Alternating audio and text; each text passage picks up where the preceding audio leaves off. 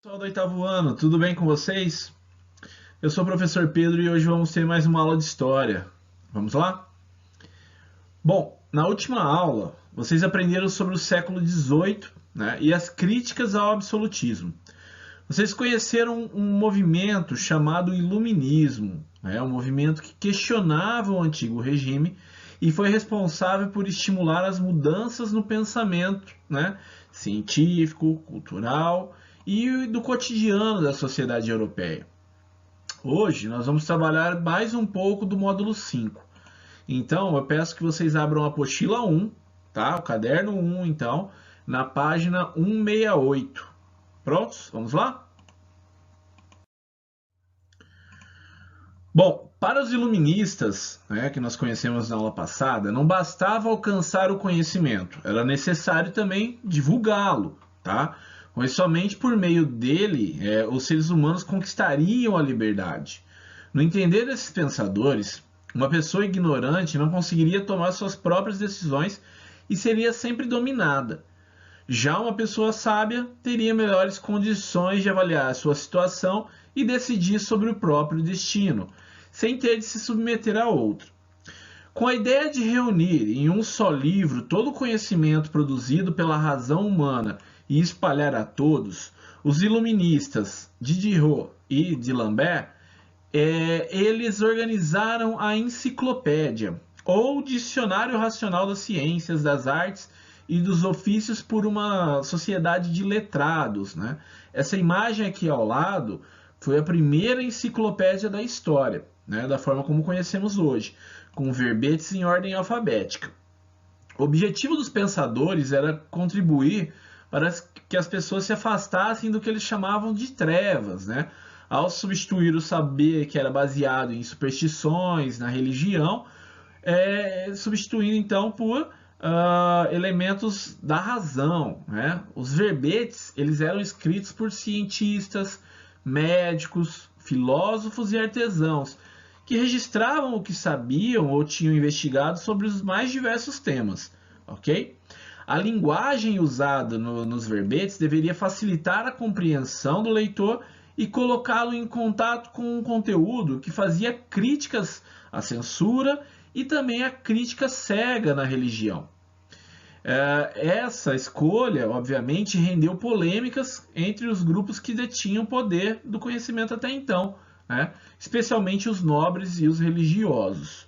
Mas também encontrou apoio junto aos que valorizavam a razão e a liberdade e desejavam tornar populares as descobertas e saberes, né? Então, essas compilações de ideias, né, essas enciclopédias, serviam para difundir, né, ou seja, espalhar as novas ideias que estavam circulando na Europa. Como vocês viram, existiam várias áreas de interesse nas discussões dos iluministas, né? E é claro que eles também estavam preocupados com questões políticas e econômicas. Novas propostas, né, políticas, sociais e econômicas, em oposição ao absolutismo, ao mercantilismo e às condições sociais do antigo regime, animaram intelectuais, burgueses e populares, influenciando a Europa e também outros continentes. Vale destacar que a aplicação prática dessas novas ideias ocorreu de modo diferente em cada lugar, tá? De acordo com o interesse de quem estava lendo, né? Autores como John Locke, Montesquieu, Rousseau, Voltaire, né? Esses autores são exemplos de pensadores que questionaram o absolutismo, né? E tinham propostas em oposição a esse regime, como as teorias sobre a liberdade política. O conjunto dessas teorias ficou conhecido como liberalismo político. Publicados em livros, panfletos, essas teorias políticas liberais espalharam-se pela Europa, né, e em seguida nas Américas. Vamos conhecer um pouquinho mais sobre a ideia desses pensadores, né? Falando em pensadores, vejam a imagem ao lado, né, uma escultura famosa que é chamada O Pensador, de Auguste Rodin. ela foi esculpida em bronze, né, e tornou-se símbolo do ser humano em atitude de pensamento profundo. No entanto, bem antes de Rodin, essa postura reflexiva já acompanhava a humanidade e ajudava a escrever sua história. Na antiguidade grega, era costume associar a figura do pensador e do filósofo àqueles que amavam a sabedoria, né? Na Europa, durante o século XVIII, os filósofos, escritores, intelectuais, né, que se posicionaram contra o antigo regime, né, valorizavam o ser humano e a razão. Por isso eles eram chamados também de pensadores. Bom, então o primeiro pensador que nós vamos conhecer é John Locke e os direitos naturais e a tolerância. Na Inglaterra revolucionária, o filósofo John Locke esteve ao lado dos opositores do rei Carlos II, né? Esse posicionamento acabou levando ao refúgio político na Holanda. No exílio, ele participou daquelas articulações que resultaram na ascensão de Guilherme de Orange ao trono inglês, né? E na assinatura da Declaração de Direitos, aquelas revoluções inglesas que nós vimos anteriormente, né? Então, ele era opositor do rei Carlos II, então contra o absolutismo, né? Toda essa vivência marcou a obra de Locke, colocando ele como um crítico ferrenho, pesado dos governos absolutistas e defensor da necessidade de que o poder político fosse exercido a partir do consentimento, né, da aceitação dos governados, né, de quem fosse governado, né, da população, dos cidadãos. Para Locke, caberia ao governo assegurar aos governados seus direitos naturais, né? Quais são os direitos naturais? Vejam aqui: a vida, a liberdade e os bens materiais, né? Se o governante não fizesse, né, não os protegesse, né, não assegurasse esses direitos, seria então legítima a contestação e a resistência por parte dos governados. Outro ponto, né, outro ponto marcante de Locke diz respeito à tolerância política e religiosa, né? John Locke é considerado, então, um dos precursores do iluminismo, influenciando pensadores ingleses e de outros lugares da Europa. Só para reforçar aqui, tolerância política e religiosa, ou seja, respeitar as diferenças de visão política e da religião. O segundo pensador que nós vamos conhecer é Montesquieu, né, e a teoria da divisão dos poderes. A teoria da divisão dos poderes, então, pessoal, né, desse filósofo francês do século XVIII, só um contexto antes, né, de falar sobre o que é essa teoria, que é tão usada, né, inclusive no Brasil.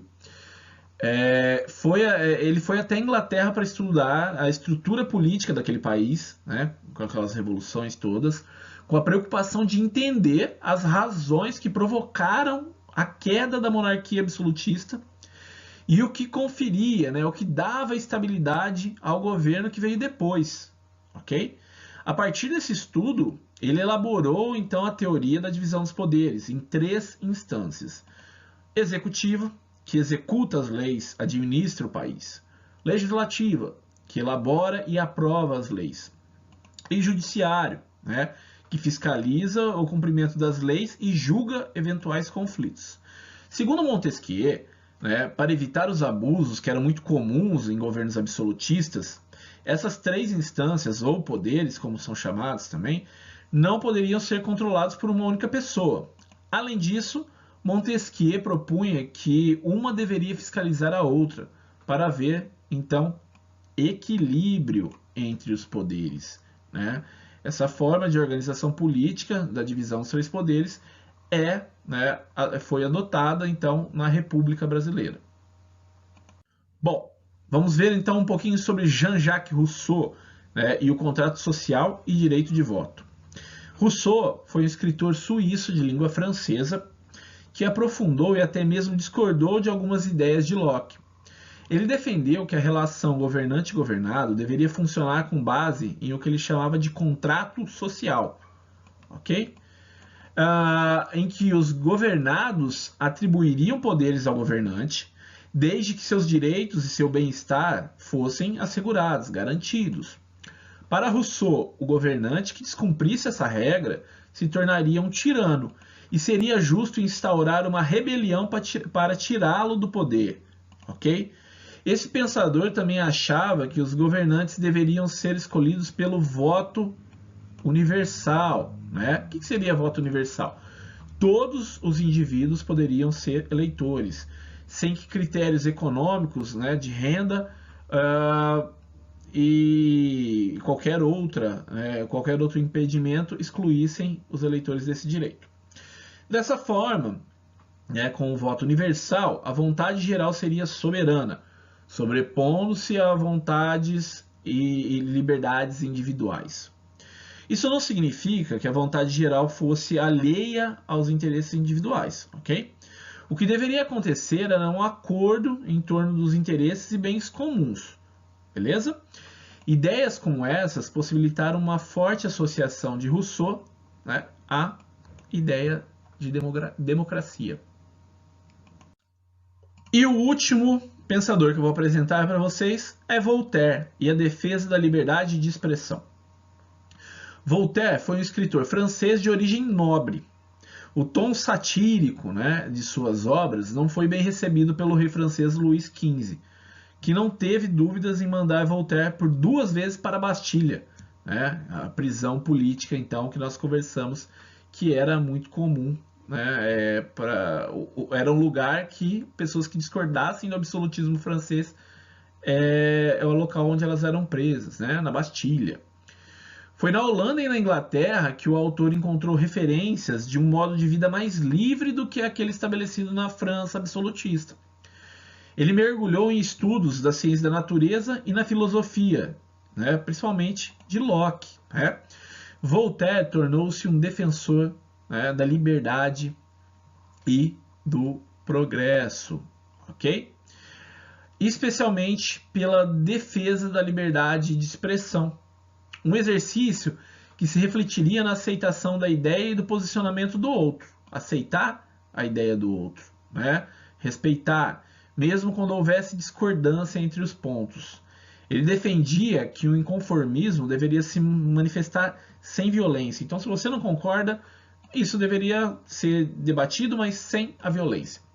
Ele chegou a defender, por exemplo, a monarquia, desde que o poder dos reis fosse limitado por uma constituição. As ideias de Voltaire, né, essa ideia de monarquia ser mantida, mas controlada por constituição, inspirou reis que ficaram conhecidos como déspotas esclarecidos, né, que foram governantes do século XVIII, que procuraram conciliar o regime absolutista com ideias do iluminismo. Influenciados pelos pensadores da época, esses governantes fizeram reformas no campo da economia, da sociedade, da política e da religião, onde governaram. Né? Lembrando, pessoal, que liberdade de expressão então, poder, né, discordar das ideias dos outros, no entanto, sem desrespeitar. Né? A partir do momento que vocês desrespeitam o outro, deixa de ser liberdade de expressão. Tá? Ok?